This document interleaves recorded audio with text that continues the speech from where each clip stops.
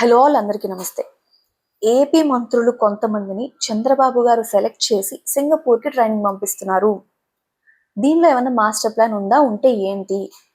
First of all, మంత్రులంతా Singapore వెళ్తే AP మొత్తం మారిపోతుందా? ఇవే అసలైన క్వశ్చన్స్ చాలా మందికి ఉన్నాయి. దాని వెనక లాజిక్ కూడా ఇక్కడ మనం చూద్దాం. అసలు అడ్వైజర్లు ఉన్నారు కదా, మంత్రులు ఎందుకు వెళ్ళాలి? అసలు ఈ సింగపూర్ టూర్ వెనక స్టోరీ ఏంటి అంటే, ఎస్ నమస్తే, ఏపీ రాజకీయాలు ఇప్పుడున్న ఏకైక టాపిక్ ఇదే. మన మంత్రులు 9 మంది సింగపూర్ వెళ్తున్నారు. ముఖ్యమంత్రి చంద్రబాబు నాయుడు గారు 9 మంది మంత్రుల్ని వారం రోజుల పాటు సింగపూర్కి ట్రైనింగ్ కోసం పంపిస్తున్నారు.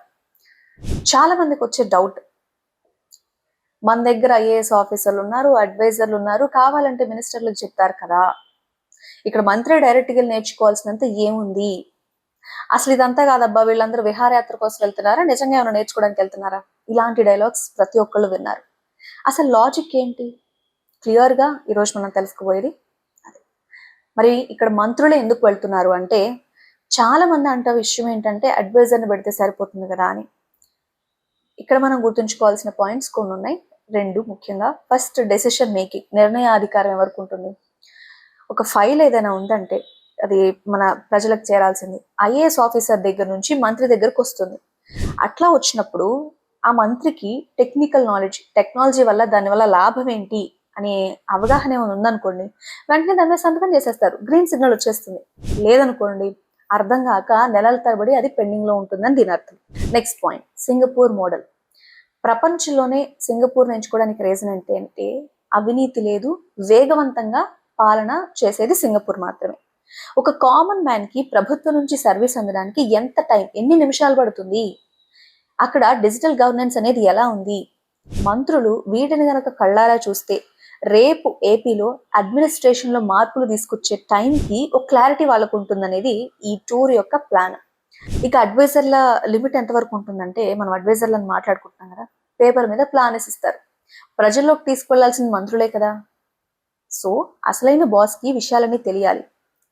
ఏం విషయాలు, అసలు ఏం ట్రైనింగ్ తీసుకుంటారు అని ఆలోచిస్తే, ఈ టూర్లో 9 మంత్రులు వెళ్తున్నారు కదా, 3 అంశాల మీదే ఫోకస్ చేయబోతున్నారని తెలుస్తుంది. ఫస్ట్ ఆఫ్ ఆల్, ట్రాన్స్పరెన్సీ, పారదర్శకత అంటారు తెలుగులో. ప్రభుత్వ పథకాల్లో రూపాయి కూడా పక్కదారి పట్టకుండా డైరెక్ట్గా లబ్ధిదారుడికి ఎలా చేరాలి అనేది ట్రాన్స్పరెన్సీలో మెయిన్ పాయింట్. ఇక పెట్టుబడులు, ఇన్వెస్ట్మెంట్స్ గురించి చూస్తే, సింగపూర్ లాంటి చిన్న దేశం ప్రపంచం మొత్తానికి అసలు ఎలా హబ్ లాగా అయిపోయింది? ఏపీకి పెట్టుబడులు ఆకర్షించే పద్ధతులు ఏ విధంగా ఉన్నాయని తెలుసుకోవడం, ప్రజల యొక్క ఫిర్యాదులు అందుకోవడం, బేసికల్గా ప్రజల సమస్యలు పరిష్కరించడంలో టెక్నాలజీని వాళ్ళు ఎలా వాడుతున్నారనే పాయింట్. ఎవరెవరు వెళ్తున్నారు ఈ మీటింగ్ అంటే, పయ్యావుల కేశవ ఆర్థిక మంత్రి, home minister Anitha, municipal commissioner Narayana, ఇలాంటి మంత్రులు ఆ శాఖలకి సంబంధించి గ్లోబల్ స్టాండర్డ్స్లో అక్కడ స్టడీ చేయడానికి వెళ్తున్నారు. సరే, కొన్ని విమర్శలు వాస్తవాలు అనుకోండి, ఏదైనా అనుకోండి, విమర్శలు అయితే వస్తున్నాయి, మీరు కూడా ఆలోచించండి. ఇక్కడ ప్రజాధనం వృధా అవ్వకూడదు, ప్రజల సొమ్ము ఎక్కడ వృధా అవ్వకూడదు.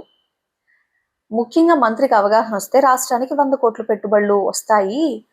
ఈ శిక్షణకు పెట్టే ఖర్చు ఆ పెట్టుబడి కంటే చాలా తక్కువ. బేసికల్గా చంద్రబాబు గారి హయాంలో ఇలాంటి విషనరీ పద్ధతుల్ని ఉపయోగించడం వల్ల హైదరాబాద్ హబ్గా మారిందని చెప్తారు. ఇప్పుడు ఏపీ మినిస్టర్స్ గ్లోబల్ లీడర్స్గా తయారు చేయాలి అనే ఒక టార్గెట్తో ఇలాంటి అడుగులు వేస్తున్నారు.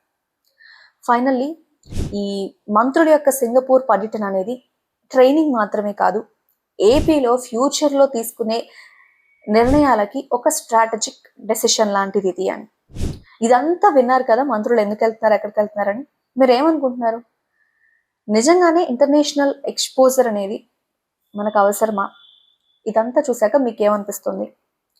సో ఈ డెవలప్మెంట్ మనల్ని ఎలా మార్చబోతుందని మీరు అనుకుంటున్నారు? Positive or negative? Comment below and just connect with me.